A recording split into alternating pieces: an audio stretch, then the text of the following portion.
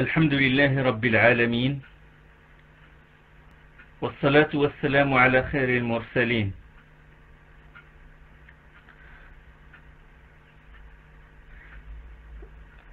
Nous sommes maintenant dans la deuxième partie de ce thème intitulé l'art de se comporter avec l'épouse. Ce discours, comme j'ai dit la première fois, est adressé aux époux, aux hommes, et je me suis arrêté à l'art suivant, c'est-à-dire le fait d'être satisfait de l'épouse et d'avoir l'esprit tranquille de ce qu'Allah subhanahu wa ta'ala t'a donné, de se contenter de ce qu'Allah t'a donné et ne pas laisser traîner son regard vers les autres femmes à la télé, au cinéma ou dans les sites internet, etc. Et Allah subhanahu wa ta'ala il a dit قل للمؤمنين يغضوا من أبصارهم ويحفظوا فروجهم ذلك أزكى لهم إن الله خبير بما يصنعون. Allah il dit aux croyants de baisser les yeux et de contenir leur sexe, ce sera de leur part plus pure, Dieu est de leur pratique informée. Dans Surat An-Nur, Surat 24 et le verset 30. Beaucoup de foyers ont été détruits à cause de ce mal. Ce mal utilisé par les ennemis de l'islam. Le remède de celui qui se livre à ces choses-là, oui, parce que beaucoup de femmes se plaignent de leurs époux, ils disent à chaque fois il est enfermé dans sa chambre en train de regarder les films indécents ou de consulter des sites de ce genre, et l'épouse la pauvre toute seule, il brûle d'envie de le voir près d'elle. Ah, subhanallah, craignez Allah à l'égard de vos épouses. Et selon le hadith de Jabir, le prophète sallallahu alayhi wa sallam, il a vu une femme et il est revenu chez sa femme Zaynab alors qu'elle était en train de tanner une peau. Il l'appela et il a fait avec elle ce que fait le mari avec son épouse. Il a satisfait ses besoins, puis il est sorti voir ses compagnons et dit: il y a des femmes qui viennent en revêtant la forme d'un diable et s'en vont en revêtant la forme d'un diable. Quand l'un de vous est tenté par une femme, qu'il revienne chez sa propre femme et jouit d'elle, car cela repousse le mal que lui inspire son âme. Car cela repousse le mal que lui inspire son âme. Donc il ne faut pas chercher les remèdes dans les revues de santé ou de famille ou en consultant un psychologue. Le remède réside dans la tradition du prophète sallallahu alayhi wa sallam. L'âme désire tout ce qui est nouveau, surtout tout ce qui est interdit. Il le cherche davantage. Et le prophète sallallahu alayhi wa sallam dit dans un hadith, si le fils d'Adam a 2 rivières d'or, il désirerait un 3e. Rien ne remplit l'œil du fils d'Adam que le sable.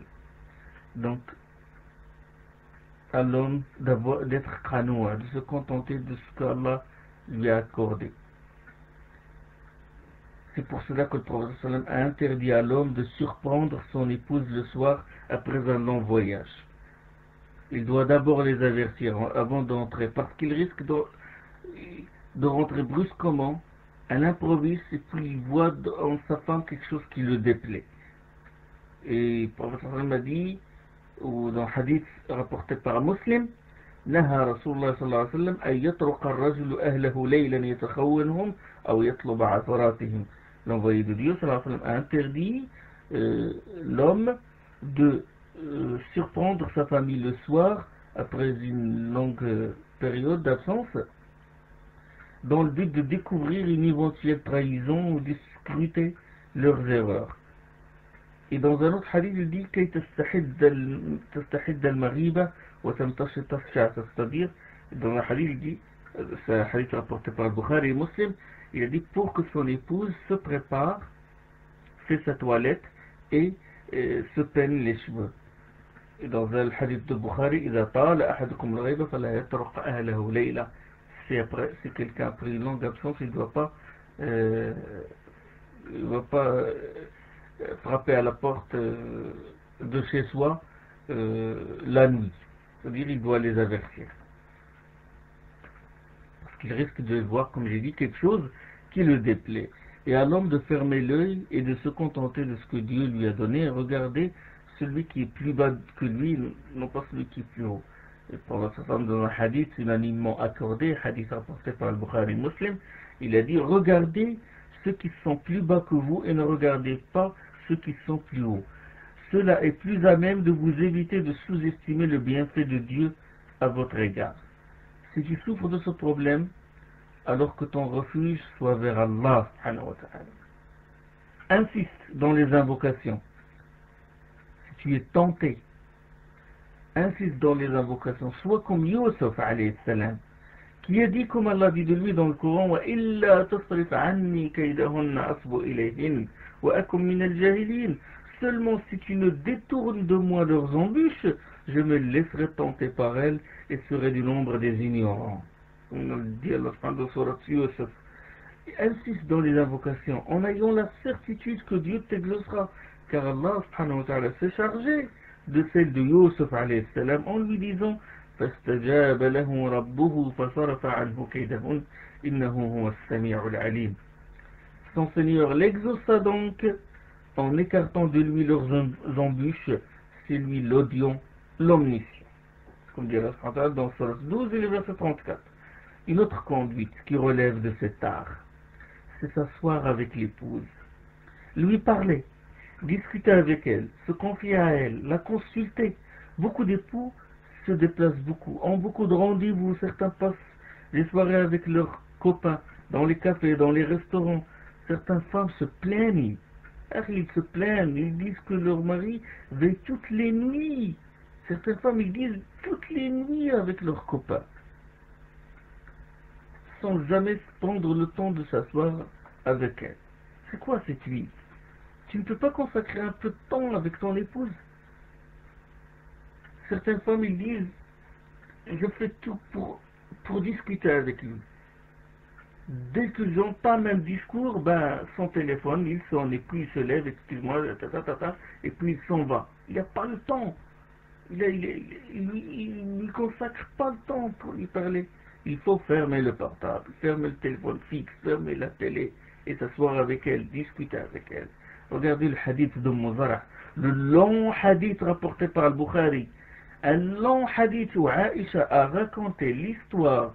C'est un hadith qui occupe des pages et des pages. Aïcha a raconté l'histoire d'une réunion d'un groupe de femmes, des femmes d'avant l'islam, et que chaque femme a décrit son mari. Et le prophète sallallahu alayhi wa sallam l'écoutait attentivement, sans jamais l'interrompre. Et Aïcha est en train de dire comment chaque femme décrit son époux. Ibn Hajar, rahimahullah, celui qui a fait l'exégèse de Sahih al-Bukhari, il a dit: il y a beaucoup de leçons à tirer de ce hadith, hadith d'Umm Zara. Il l'appelle Umm Zara parce que la mère il a un garçon qui s'appelle Zara. Donc cette Umm Zara, il a décrit son mari, et son mari était le meilleur des hommes dans le comportement, etc., dans le comportement avec l'épouse. Il a dit, Ibn Hajar, il y a beaucoup de leçons à tirer de ce hadith.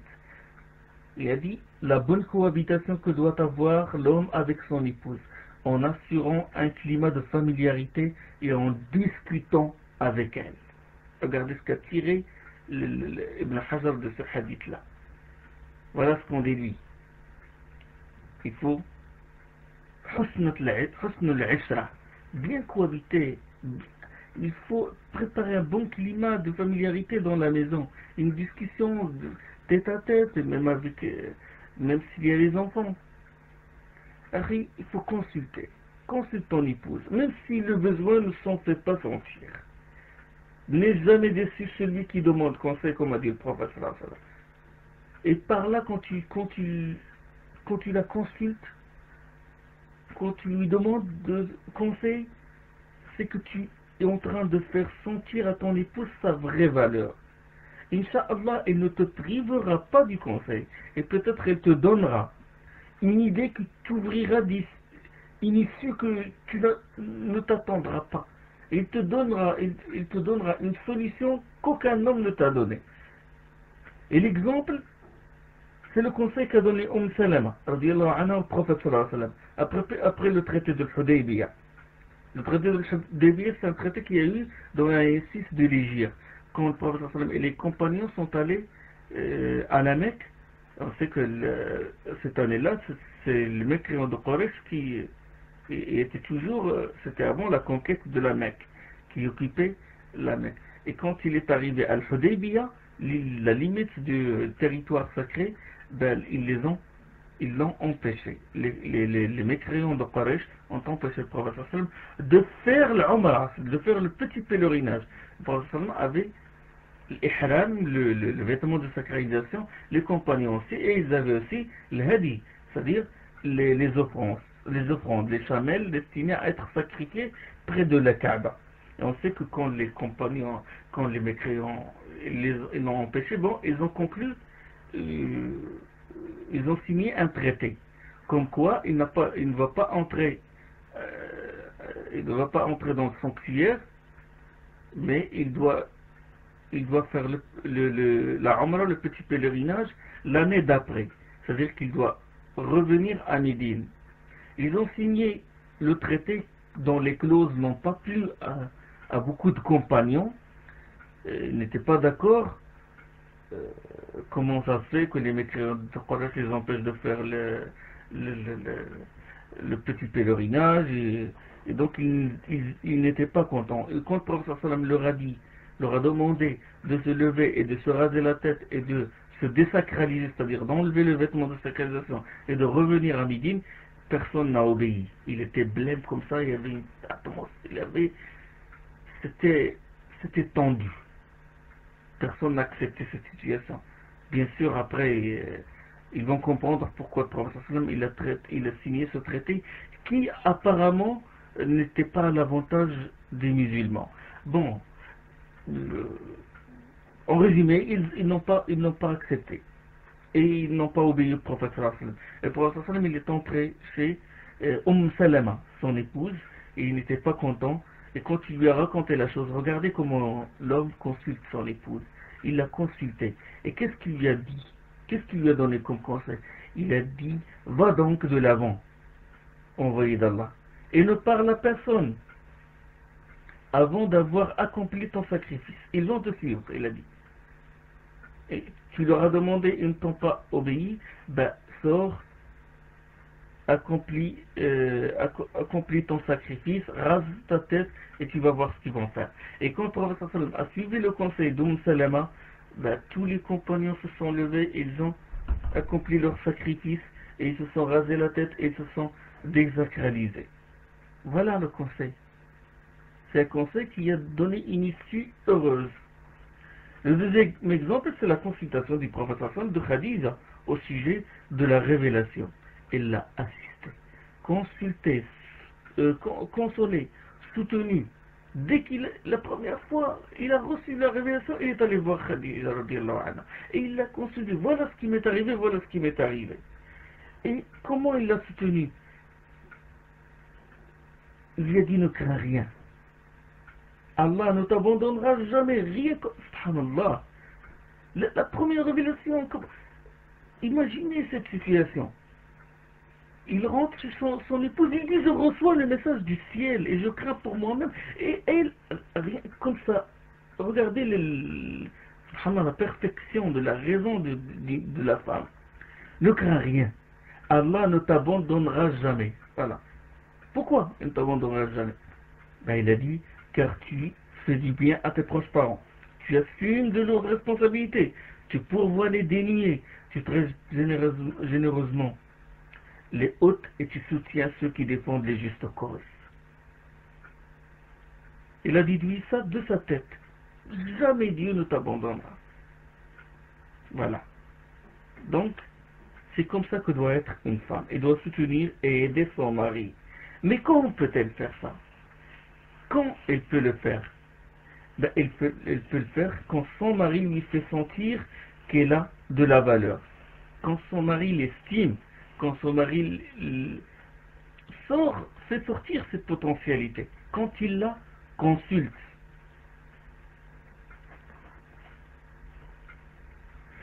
La relation entre les époux s'épanouit et se renforce à travers la communication.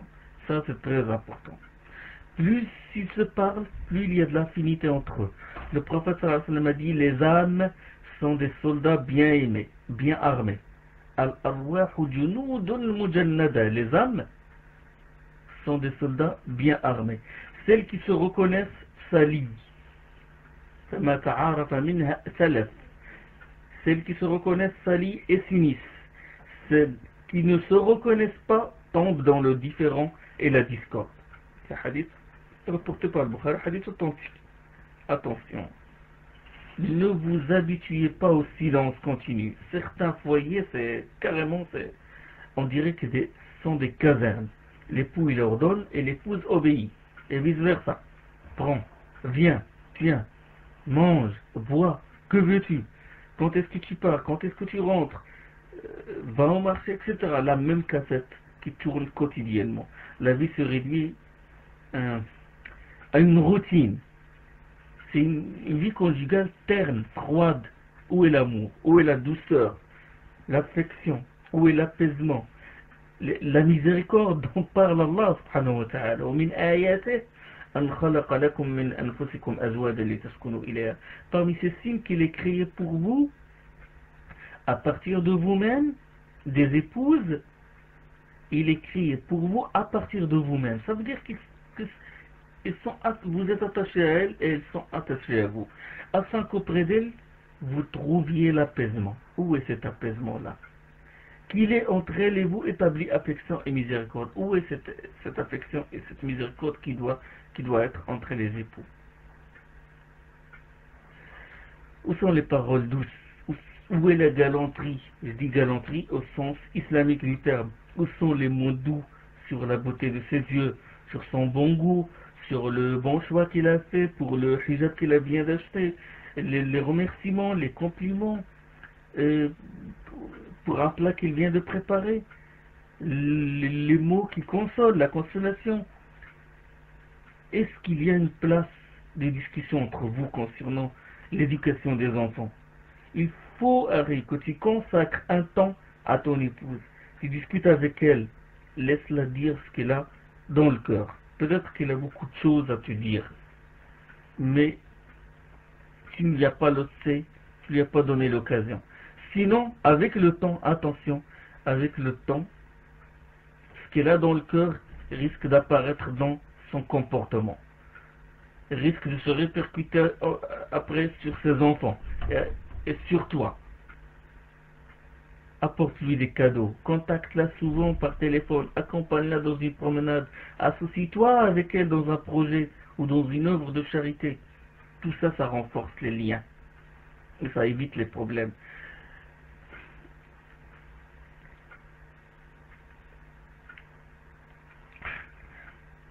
Comme art aussi, c'est ne pas l'accabler et la laisser comme elle est. Essayez de justifier ses gestes. Le prophète sallam a dit, recommandez-vous de bien traiter les femmes, car la femme a été créée à partir d'une côte, et la partie la plus tordue de la côte est sa partie supérieure. Si tu cherches à la redresser, tu la brises, et si tu la laisses comme elle est, elle ne cesse d'être trop tordue. Recommandez-vous donc de bien traiter les femmes. Ne cherche pas l'idéal, ne cherche pas l'impossible. Dans l'exégèse de ce hadith, l'imam al-Baydawi, rahimahullah, a dit, on en déduit qu'il vaut mieux laisser la femme tordue comme elle est dans les choses licites, dans les choses permises, et de ne pas la laisser tordue quand elle dépasse la nature selon laquelle Dieu l'a instaurée. Si il commet des actes d'obéissance, il commet des actes de désobéissance, ou elle abandonne les obligations. Donc les choses simples de la vie, même si elle est tordue, il faut la laisser comme elle est. C'est pour ça que le prophète, il a dit, si tu cherches à la redresser, tu la brises. Si tu la laisses comme elle est, elle ne cesse d'être tordue. Et puis il a ajouté, recommandez-vous donc de bien traiter les femmes. Donc de bien les traiter, c'est-à-dire la laisser dans les choses licites, comme elle est, mais si elle abandonne les obligations, elle commet des actes de désobéissance à Allah, là il faut l'orienter. Et dans le hadith aussi, il nous fournit la politique qu'il faut engager avec elle, en la pardonnant, en la supportant, en supportant ses défauts. Le prophète sallallahu alayhi wa sallam dit, le hadith de Muslim, لا يفرق مؤمن مؤمنة إن كره منها خلقا رضي آخر. L'homme croyant ne doit pas haïr sa femme croyante. S'il trouve en elle un défaut, il trouve également une qualité qui le satisfait. Et le prophète sallallahu alayhi wa sallam a dit, recommandez-vous de bien traiter les femmes car elles sont retenues chez vous, dans le hadith apporté par le Bukhari et Muslim. Et les prisonnières, elle est comme une prisonnière chez toi. Donc l'homme par exemple, s'il lui arrive un problème, il peut comme dernière solution divorcer et se marier avec une autre. Mais des femmes, elles peuvent être victimes de leur mari. Ils peuvent la retenir comme ça, bien que c'est interdit. Il la retient, il est suspendu, et ni divorcé ni marié. Donc, elle est prisonnière chez toi. Et il t'incombe de lui faire plaisir et de penser ses douleurs et le manque qu'elle ressent. Comme art aussi, c'est s'amuser et plaisanterie juste avec elle. Parce que ça apporte du piment à la relation entre les époux. Ça émet une bonne ambiance. Il y a des solutions, des problèmes se résolvent par un simple sourire. C'est bien d'apporter cet air agréable dans le foyer. Suivant Na'man ibn Bashir, radiyallahu anhu, dans un hadith authentique, Abu Bakr, il demanda au prophète sallallahu alayhi wa sallam l'autorisation d'entrer. Et là, il entendit Aïcha hausser le temps devant l'envoyé d'Allah sallallahu alayhi wa sallam. Et lorsqu'il entra, il s'écria, ô fille d'Roman. Le geste d'Aïcha ne l'a pas plu, et puis c'est comme s'il veut lui faire, il veut lui rappeler son origine et qu'il n'est rien devant le prophète sallallahu alayhi wa sallam. Elle n'est que la fille de Roman. Et puis il l'a saisi pour la corriger en disant, tu as l'audace de hausser le temps devant l'envoyé de Dieu. Et l'envoyé sallallahu alayhi wa sallam s'interposa alors entre lui et elle. Il a empêché Abu Bakr de la frapper ou de la punir. Et Abu Bakr il est sorti irrité. Et le prophète sallallahu alayhi wa sallam dit à Aïcha, comment trouves-tu la façon par laquelle il s'était protégé de l'homme? Sallallahu alayhi wa sallam. Abu Bakr il revint juste après, il revint de nouveau, il demanda la permission d'entrer et trouvait le prophète sallallahu alayhi wa sallam en train de la faire rire, de faire rire Aïcha. Et il dit alors, mêlez-moi à votre paix comme vous m'avez mêlé à votre guerre. Le prophète sallallahu alayhi wa sallam il a répondu, volontiers, volontiers. Regardez, subhanallah, dans ce hadith, la clémence du prophète sallallahu alayhi wa sallam. Sa clémence, sa modestie, sa bonne cohabitation avec son épouse, sa position et son autorité ne l'ont pas empêché d'excuser Aïcha. N'oublions pas, il ne faut pas oublier que nous parlons ici du meilleur être humain sur terre, du guide de l'humanité, du premier qui va ouvrir le paradis, celui qui va intercéder en faveur de toutes les communautés pour qu'Allah juge entre eux, du meilleur homme, du meilleur combattant, du chef,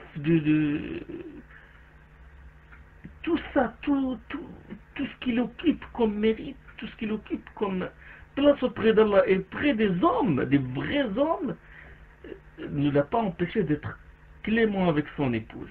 Et son épouse a haussé le ton devant lui. Il n'a pas dit comme nous on dit d'habitude, oh, tu as blessé mon orgueil, tu m'as humilié. Et puis tellement cette infatuation, cet orgueil ça nous pousse à malmener nos épouses. Donc il est clément sallallahu alayhi wa sallam, et il a excusé Aïcha, et d'être le premier à rétablir le climat d'apaisement, bien que c'est lui en premier qui est victime de ça. Et donc, cher frère, à toi de casser cet obstacle d'entêtement et d'orgueil. Attention, Harry. car si tu parviens à le faire, c'est que tu vas habituer ton épouse à agir de la même façon. C'est Aïcha qui a aussi le temps sur le prophète sallallahu alayhi wa sallam, et c'est le prophète sallallahu alayhi wa sallam qui l'a défendu contre, qui l'a protégé contre son père. Donc si tu parviens à le faire, c'est que tu vas apprendre et habituer à ton épouse à agir de même. Si elle commet une négligence ou une bêtise, sois sûr qu'elle va s'excuser. Et aussi on peut dire de ce hadith comment par le sourire et la plaisanterie, le climat de tension, ça y est, il se détend et les problèmes se résolvent. Et comme exemple de cette joie dans la maison du prophète sallallahu alayhi wa sallam, c'est ce que rapporte l'imam al-Nasa'i dans le chapitre cohabitation avec les femmes. Regardez, un savant il met chapitre intitulé Aïsharat al-Nisa, cohabitation avec les femmes. Et hadith de Aïcha, il a dit Sauda c'est Sauda bint Zam'a, c'est l'une des épouses du prophète sallallahu alayhi wa sallam. Il a dit à Aïcha, Sauda nous rendit visite un jour et le prophète sallallahu alayhi wa sallam s'est assis au milieu de nous deux. Ben, regardez cette scène. Il a mis un pied dans mon giron et l'autre pied dans le giron de Sauda. Et puis j'ai préparé pour elle, pour Sauda, pour elle une harira. Et dans une autre version, une khazira. Khazira, c'est-à-dire un mets, repas, fait de viande hachée, cuite et auquel on ajoute de la farine. Et je lui dis mange. Et elle refusa, Sauda refusa de manger. Et je lui dis menaçante, soit tu manges, soit je te barbouillerai le visage de ce mets. Et elle insista quand même. Et je me suis alors saisi d'une bouchée du mets dans le plat et je lui ai barbouillé le visage. Le prophète sallallahu alayhi wa sallam leva alors son pied du giron de Sauda pour qu'elle prenne sa revanche. Et Sauda prit un morceau du mets et il a couvert le visage de Aïcha. Le prophète sallallahu alayhi wa sallam regardait la scène et souriait. Soudain, Aïcha rapporte, il dit, soudain nous entendîmes Omar crier, oh Abdullah ibn Omar, oh Abdullah ibn Omar. Et le prophète sallallahu alayhi wa sallam dit expressément, levez-vous et lavez-vous le visage, je pense que Omar va rentrer. Et regardez cette ambiance dans la maison du prophète sallallahu alayhi wa sallam. L'imam al-Nasa'i également rapporte dans Aïsharat al-Nisa, cohabitation des femmes, et Ibn Majah dans Kitab al-Nikah, dans le chapitre intitulé le mariage, il rapporte que Aïcha a dit qu'elle partait en voyage, que le prophète faisait une expédition, il a emmené Aïcha ou l'une des épouses. Là, il a emmené Aïcha radiyallahu anha. Et il partait en voyage, et alors qu'elle était jeune. Il dit à ses compagnons d'avancer. Ils ont avancé, puis il dit à Aïcha, faisons la course. Et Aïcha dit, nous avons fait la course, et c'est moi qui l'ai dépassé. C'est-à-dire qu'il a gagné la course. Et des années plus tard, dans un autre voyage, il demanda à ses compagnons d'avancer. Subhanallah, le fait qu'il dirigeait une expédition ne l'a pas occupé. N'oublions pas qu'il dirige une expédition, peut-être même une expédition militaire, et ça ne l'a pas occupé. Il a consacré du temps pour son épouse, et même ce n'est pas dans quelque chose vraiment dans quelque chose de sérieux, mais juste pour plaisanter avec elle et faire la course avec elle. Il lui a dit, faisons la course. Et Aïcha, il a dit, j'ai oublié la première course, quand j'étais jeune. Et il lui dit, envoyé de Dieu, je ferai la course dans cet état, parce avec le temps, il est devenu grosse.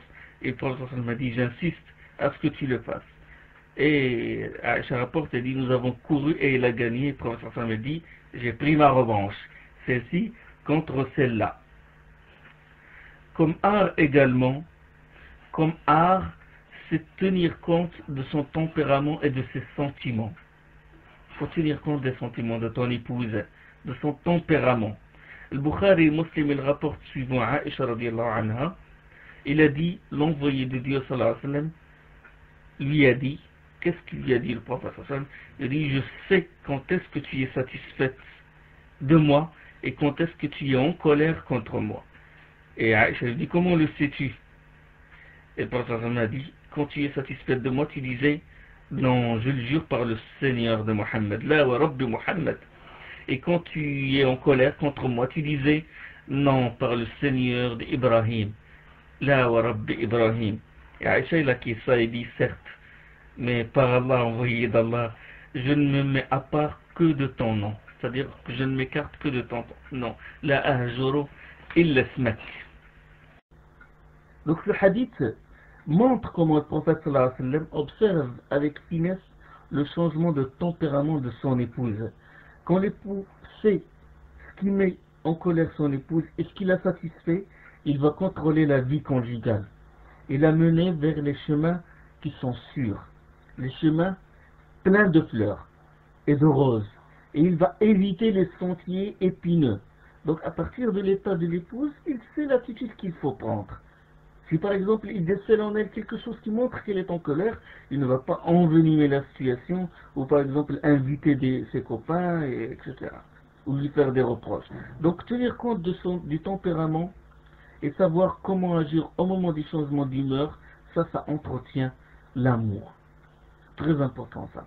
Et Komar aussi, c'est éviter de l'insulter. Et ça c'est très important. Ou de la battre. Ou de l'humilier. Battre son épouse, ça c'est propre aux gens qui sont attachés aux coutumes anti-islamiques et aux gens qui vivent dans l'Occident parce que les femmes battues, le taux des femmes battues s'accroît en Occident. Et ça, c'est pas une caractéristique, c'est pas une qualité des musulmans.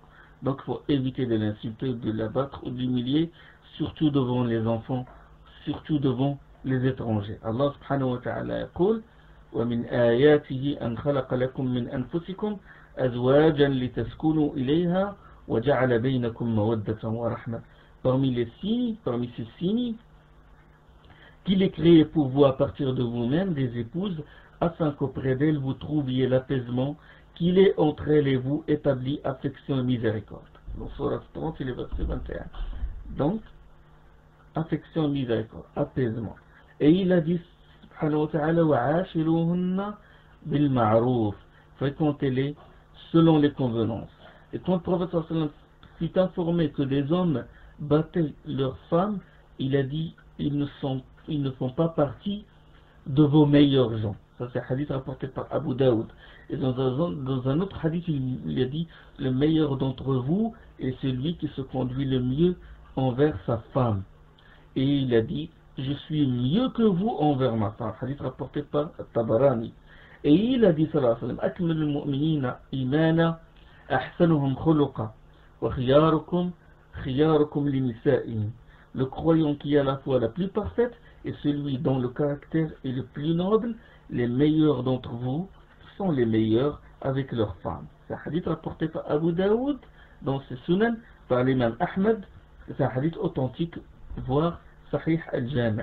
Donc si le mari se trouve dans la nécessité de punir son épouse, c'est selon les normes de la charia. Allah il dit, celles de qui vous craignez l'insoumission, faites-leur la morale. Fa'azuhun. Désertez leurs couches, wahjuruhunna fil madaji', corrigez-les, wadribuhun. Mais une fois ramenés à l'obéissance, ne leur cherchez pas prétexte. Donc ça c'est le verset 34 du surat Nisa, les femmes, surat 4. Et en général, celui qui frappe sa femme, c'est celui qui manque de personnalité. En général.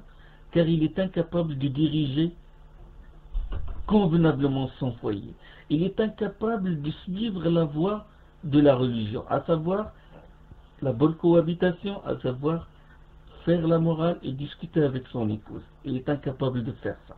Et c'est pour ça quand il voit quelque chose, en général ce n'est pas parce que son épouse a désobéi à Allah, mais parce qu'il a désobéi à lui. Il ne veut pas ça pour Allah, mais il le fait pour lui-même, pour son orgueil, pour sa fierté personnelle, qu'il frappe son épouse. Frappez-les d'une façon modérée, même s'il s'agit si vraiment en dernier recours, et nous on parle de l'époux qui s'attache à sa religion, qui est de bonne qualité, l'époux, c'est-à-dire qui a toutes les conditions requises. Voilà, éviter le visage dans un hadith. Et certains frères, ils me disent, ils disent وَضْرِبُوهُنَّ ضَرْبًا غَيْرَ مُبَرِّحٍ, c'est-à-dire frappez-les d'une façon modérée. Il a dit la frapper avec le siwak, avec le bâtonnet par lequel on frotte les dents. Mais excuse-moi mes frères, il y a des frères qui ont des siwaks, on dirait que c'est des branches d'arbres, hein. S'il la frappe avec le siwak, je suis sûr qu'il va lui casser un os. Comme art aussi, c'est la nourrir, la vêtir et l'entretenir convenablement. Et si c'est possible, selon les moyens, le faire d'une manière assez large. C'est aussi, ne pas la priver, ne pas la frustrer. Allah subhanahu wa ta'ala il dit أسكنوهن من حيث سكنتم من وجدكم ولا تضاروهن لتضيقوا عليهن. Dans Surat 65 et le verset 6. Faites que ces femmes habitent où vous habitez et suivant vos moyens. Et ne cherchez pas à leur nuire en les contraignant à vivre à l'étroit. ولا تضاروهن لتضيقوا عليهن. Et il a dit sallallahu alayhi wa sallam ألا وحقهن عليكم أن تحسنوا إليهن في كسوتهن وطعامهن. Leur droit sur vous est que vous les traitiez bien dans leur habillement et dans leur manger. Comme c'est rapporté par Tirmidhi, c'est un hadith authentique. Et il a dit sallallahu alayhi wa sallam كفى بالمرء إثما أن يضيع من يقوت. Il suffit pour l'homme comme péché le fait d'abandonner ceux qui sont à sa charge. Et il a dit sallallahu alayhi wa sallam à Sa'd, toute dépense que tu feras et cherchant le visage de Dieu, tu en recevras le salaire, et y compris la bouchée que tu prends que tu l'amènes à la bouche de ton épouse. Hadith unanimement accordé. Et comme art aussi, c'est l'aider. Aide ton épouse. C'est pas que elle souffre dans la cuisine, il entretient, elle passe l'aspirateur, et toi tu prends ton journal et à l'aise sur ta chaise ou sur ton fauteuil. Faut l'aider, faut l'épauler. Ton épouse est un être humain. Elle tombe malade, elle se fatigue. À toi de tenir compte de tout ça. Aide-la dans les tâches ménagères. Les femmes, ils aiment l'homme bricoleur. Ça apporte de l'ambiance dans le foyer. Donc c'est très important. Dans un hadith, dans une partie de ce hadith se trouve dans le Sahih al-Bukhari, on a demandé à Aïcha ce que faisait le prophète sallallahu alayhi wa sallam à la maison. Il a dit, il est au service de sa famille. Il est au service de fi khidmati ahli. Yakhsifu na'la. Il recoue ses semelles. Il recommande les semelles, ses chaussures. Wa yarqa'u thawba. Il rappiait ses habits. Wa yaknisu ad-dar. Et il balaye la maison. فإذا أذن المؤذن, quand le muezzin fait l'appel à la prière, كأنه لم يعرفنا. Il agit comme il ne nous connaît plus. Donc regardez comment le prophète agissait. Il est au service de sa famille. Il travaille dans sa maison. Il entretient. Omar ibn Abdel Aziz, le grand calife qui a d'est en ouest son empire s'étend du Maroc jusqu'en Inde, et de la Russie jusqu'au Soudan.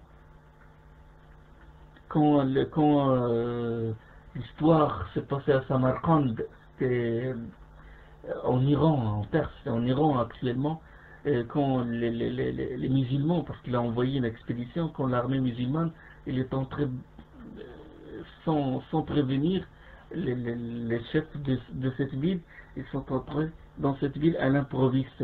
Et puis les chefs de la ville de Samarkand, mécréants à l'époque, ils ont envoyé une lettre à Omar ibn Abdel Aziz, le calife. Et la personne, le facteur, cette personne qui est allé voir Omar ibn Abdel Aziz, il a cherché où il habitait. Quand il a frappé à sa porte, il a trouvé en train de colmater les brèches du mur de sa maison, en train de sa femme à côté de lui, il est en train de prendre la terre, le ciment, le matériau de l'époque, et en train de coller, de colmater les fissures qui sont sur le mur de sa maison. Regardez, le fait qu'il dirigeait un grand empire ne l'a pas empêché de travailler, d'être au service de son épouse. Donc la femme dans le foyer n'est pas un objet. C'est un être humain et il partage avec son mari le joie et le malheur. Comar aussi, et ça c'est l'une des voies du bonheur, c'est que les deux époux doivent s'entraider, accomplir les actes d'adoration, les obligations, les actes surrogatoires, les invocations, car en cela il y a l'agrément de Dieu. Et on rapporte de la vie au foyer, c'est-à-dire on apporte une vie de l'ambiance et on casse la routine quand on s'entraide à accomplir les actes d'adoration. Et je vous dis que c'est beau de voir deux époux s'entraider dans l'obéissance de Dieu. Le prophète sallallahu alayhi wa sallam a dit ad-dunya mata' wa khayru mata'iha az-zawjatu as-salihah, hadith rapporté par Muslim. Ce bas monde n'est que jouissance temporaire et sa meilleure jouissance est la femme vertueuse. Et la femme vertueuse. Et exemple dans la sira du prophète sallallahu alayhi wa sallam, suivant Juwayriya bint al-Harith, l'épouse du prophète sallallahu alayhi wa sallam, que le prophète sallallahu alayhi wa sallam fit la prière de l'aube, puis sortit de bonne heure alors qu'elle était à l'endroit où il a prié. Regardez la femme vertueuse. Il a fait la prière de l'aube, sallallahu alayhi wa sallam, et il est sorti de bonne heure alors qu'il était à l'endroit où il a prié. Puis il revint. Après avoir fait la prière de Duha, c'est-à-dire quand le soleil se lève de l'horizon de la taille d'une lance, il a fait la prière de Duha sans qu'il n'ait bougé de sa place. Quand il est entré, il a trouvé Juwayriya dans la même place où il l'a laissé. Et il lui dit, tu es toujours dans l'état où je t'ai quitté? Et il a dit oui. Et le prophète sallallahu alayhi wa sallam a dit, j'ai dit après toi 3 fois de suite 4 paroles qui si on les pesait, dépasseraient en poids tout ce que tu as dit ce matin. Et j'ai dit après toi 3 fois de suite 4 paroles que si on les pesait, dépasserait en poids tout ce que tu as dit ce matin. Subhanallah wa bihamdihi adda khalqih, transcendance, pureté et louange à Dieu au nombre des poids égal à celui de ses créatures, suffisant pour le satisfaire, égal au poids de son trône et au volume de l'encre de ses paroles. Hadith rapporté par Muslim. Voilà ces 4 paroles qu'a dit le prophète. Il les a dit 3 fois. Transcendance, pureté et louange à Dieu au nombre de fois égal à celui de ses créatures. Subhanallah wa bihamdihi adda khalqih. Suffisant pour le satisfaire. Rida nafsih. Wa zinata arshih, égal au poids de son trône et au volume de l'encre de ses paroles, ou al-midah de kalimat. Donc, dans une autre version, le prophète sallallahu a dit, veux-tu que je t'apprenne quelques paroles? Et donc, remarquez, il lui a appris ces paroles-là. Et donc, remarquez comment le prophète sallallahu alayhi wa sallam cherche à instruire son épouse, à l'orienter. Je te dis sincèrement, est-ce que tu fais la même chose avec ton épouse? Est-ce que tu prends le temps de t'asseoir avec elle? Tu lui apprends le dhikr, les règles de la lecture du Coran. Et vous écoutez ensemble la même cassette, le même discours. Ou c'est elle qui t'apprend aussi. Il arrive que des frères qui ne connaissent pas la langue arabe, ils sont nés par exemple en France, et qui ne connaissent pas la langue arabe, et qui se sont mariés avec des sœurs qui connaissent la langue arabe. Est-ce que tu laisses le temps de t'apprendre la langue arabe? Donc, attention, si toi, tu apprends, tu fréquentes les du'at, les savants, et tu laisses ton épouse dans un autre monde, grand décalage par rapport à toi. Attention à ça. Attention parce que c'est grave. Parce qu'avec le temps, le fossé s'élargit. Toi dans le sens de la sunna et la foi, et elle dans le sens opposé. Et après, quand tu vois en elle un acte qui est contraire à la charia, tu la blâmes brusquement. Et toi, tu te dis que tu es en train de changer un mal, et ton épouse se dit que toi, tu as changé par rapport à avant, tu n'es plus comme avant, et là, les conflits éclatent. Pourquoi? Parce qu'il y a un décalage entre vous deux. Toi, tu t'es conformé à la sunna et tu l'as laissé, la pauvre, dans son monde. Toi, tu es dans la 20e cassette du Cheikh Al-Uthaymin, et elle, le 20e épisode du feuilleton français ou américain. Et c'est normal qu'il y ait des décalages, c'est normal qu'un jour les problèmes éclateront. Donc il faut l'accompagner avec toi. Donc dans la voie de l'islam, chaque pas que tu fais dans l'islam vers l'avant, chaque marche que tu escalades, il faut emmener ta femme avec toi. Qu'il n'y ait pas ce décalage. Et l'entraide, c'est très bien. De s'entraider dans la voie de l'islam, ça apporte de la vie dans la vie dans le foyer. Et la récompense dans l'au-delà. Et la récompense est double. Et la femme, elle est la première personne normalement à qui tu dois transmettre tout ce que tu as appris. Avant la nourriture, avant le rizq, avant toute chose, avant l'habillement, avant, c'est le da'wah. Allah subhanahu wa ta'ala يقول وأمر أهلك بالصلاة واصطبر عليها لا نسألك رزقا. Ordonne à ta famille la prière et fais-le avec persévérance. Nous ne te demandons aucune attribution. C'est nous qui t'attribuons. Donc, regardez, suivez bien ce verset. Ordonne à ta famille la prière et fais-le avec persévérance. Nous ne te demandons aucune attribution, c'est nous qui t'attribuons. Si tu t'acquittes de ce droit de Dieu en ordonnant à ton épouse de prier, Dieu te suffira. Dieu se chargera de toi et se chargera de ton attribution.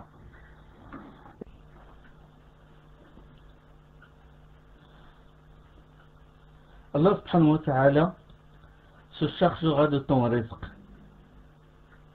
Parce que tu as demandé à ton épouse et à ta famille de prier et d'obéir à Allah. Et ça l'expérience le montre. Et Allah nous le dit.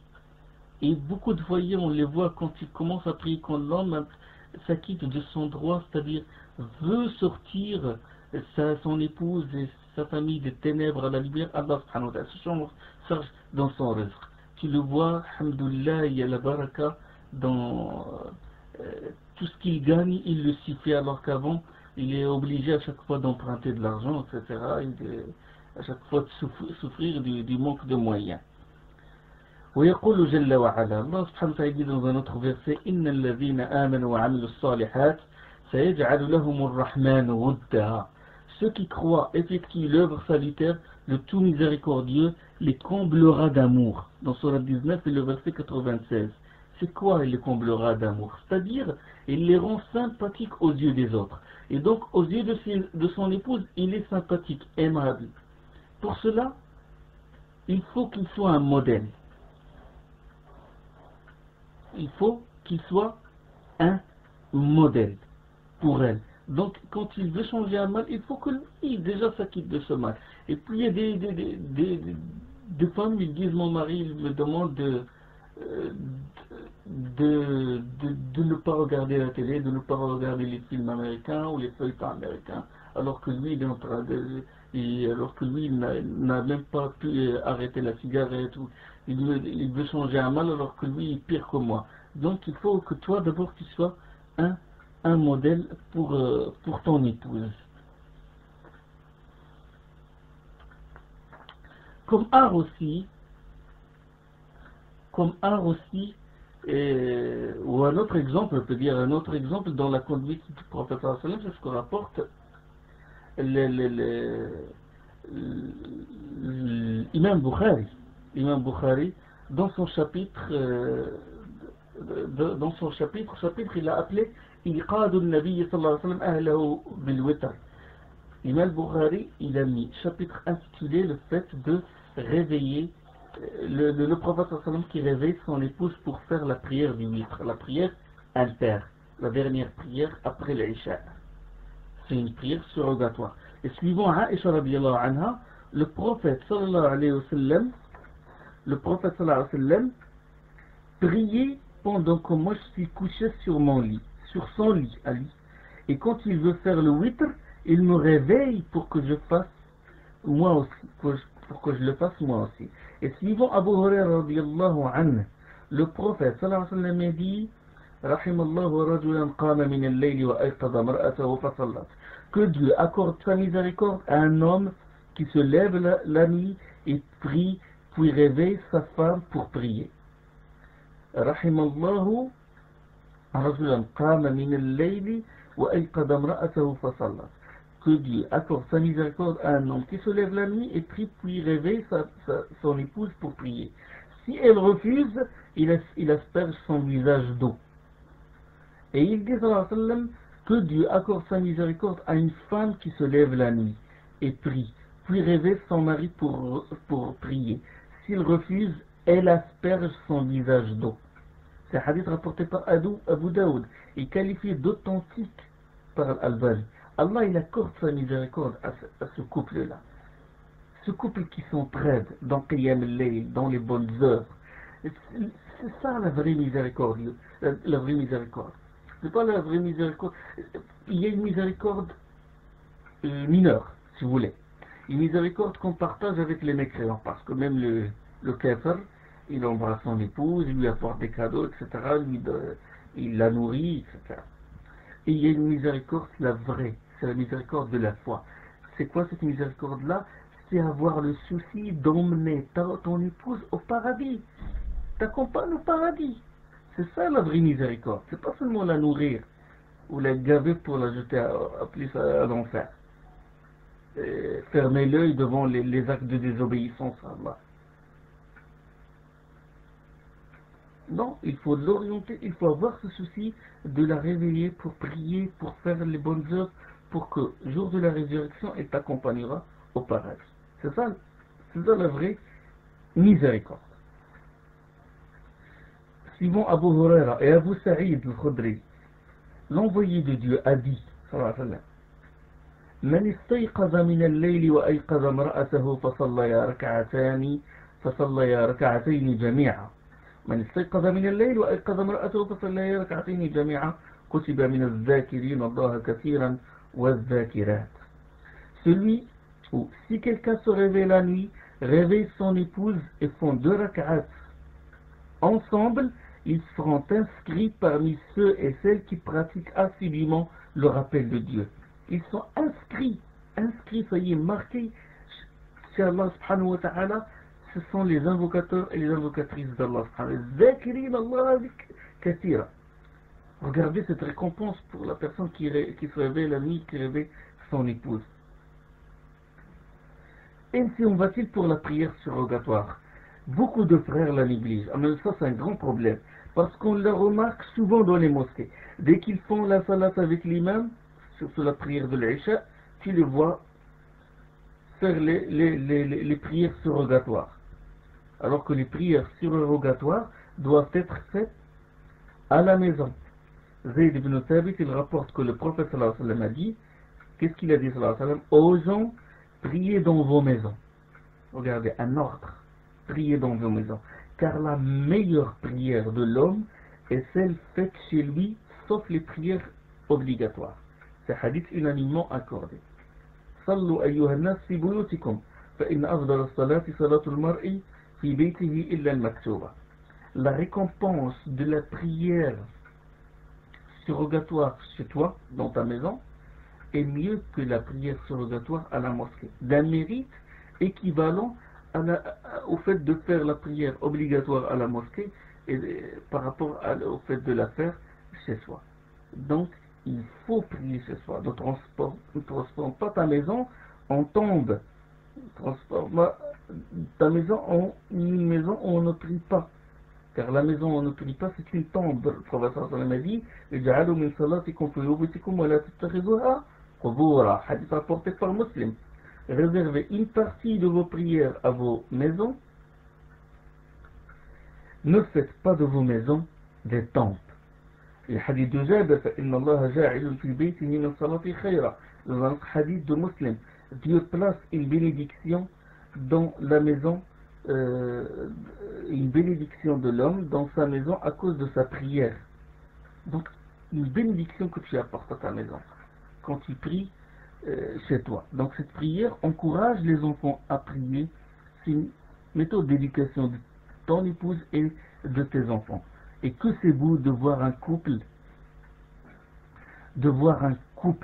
quand le soleil se couche, rompre le jeûne ensemble. Quelle est belle cette scène. Un couple qui jeûne le jeûne surrogatoire ensemble. Il dit la même chose concernant la lecture du Coran, en train de lire le Coran, de le corriger, ou c'est elle qui le corrige, ou les autres œuvres salutaires. Celui qui a fait l'expérience a vraiment goûté cette joie, ce matin et ce bonheur. Allah il dit Man amila salihan min dhakarin aw unsa falanuhyiyannahu hayatan tayyibah wa lanajziyannahum ajrahum bi ahsani ma kanu ya'malun. Quiconque, mâle ou femelle, fait une bonne œuvre, tout en étant croyant, nous lui ferons vivre une bonne vie. Oh, nous les rétribuons d'un salaire plus beau que ce qu'ils faisaient. Dans Surat 4 et le verset 97. Il y a des foyers, on voit des problèmes, des conflits, les enfants ils pleurent, bien c'est normal, vous entraînez pas dans les adorations. Il relève de l'art également, c'est l'art concernant l'attitude à prendre vis-à-vis de ton épouse, c'est qu'il faut être intransigeant avec elle dans ce qui met Allah en colère. Allah il dit لعن الذين كفروا من بني إسرائيل على لسان داود وعيسى بن مريم ذلك بما عصوا وكانوا يعتدون. Allah il dit mauvais furent les dénégateurs dans les fils d'Israël par la voix de David et de Jésus fils de Marie, et cela parce qu'ils se montraient rebelles et transgresseurs. Ils ne s'interdisaient pas les uns aux autres ce qu'ils faisaient de blâmable, comme est mauvais certes ce qu'ils faisaient. Surat 5 le verset 79. Pourquoi ils sont maudits, rebelles et transgresseurs? Parce qu'ils sont rebelles et transgresseurs. Pourquoi ils sont rebelles? Parce qu'ils ne s'interdisaient pas les uns aux autres ce qu'ils faisaient de blâmable. Ils ne changent pas le blâmable. Tu vois des choses blâmables et tu ne réagis pas. Certains, c'est la contradiction totale. Ils se montrent autoritaires quand il s'agit de défendre sa personne. Quand il s'agit de défendre son ventre, par exemple, il trouve que le repas n'est pas encore prêt, ou mal cuit, ou il manque de sel, il explose, et il casse les assiettes, et il lui tout son répertoire d'insultes sur son épouse. Mais quand il s'agit de la cause d'Allah, ben, il ne réagit même pas. Quand il voit son épouse négliger la prière, ben, il ne réagit pas. C'est normal pour lui, quand sa fille sorte moitié nue dehors, il ne réagit pas. Ya ayyuhal ladhina amanu. قوا أنفسكم وأهليكم نارا وقودها الناس والحجارة. Allah il dit, vous qui croyez, préservez vos personnes et vos familles d'un feu qu'alimentent les hommes et les pierres, et sur quoi veillent des anges rudes et violents. Ils ne désobéissent à Dieu en rien qu'il leur ordonne, ils exécutent tout ordre qu'il leur donne. Dans Surat 66 et le verset 6. Regardez cette menace d'Allah. Préservez vos personnes et vos familles d'un feu qu'alimentent les hommes et les pierres, et sur quoi veillent des anges rudes et violents. Ces anges ne désobéissent Dieu en rien qu'il leur ordonne, et ils exécutent tout ordre qu'il leur donne. Et Allah il dit Inna al-khasirina alladhina khasiru anfusahum wa ahlihim yawm al-qiyamah. Les perdants sont certes ceux qui, au jour de la résurrection, font leur propre perte et celle de leur famille. Dans Surat 42, le verset 45. Et Allah il dit les hommes ont autorité sur les femmes.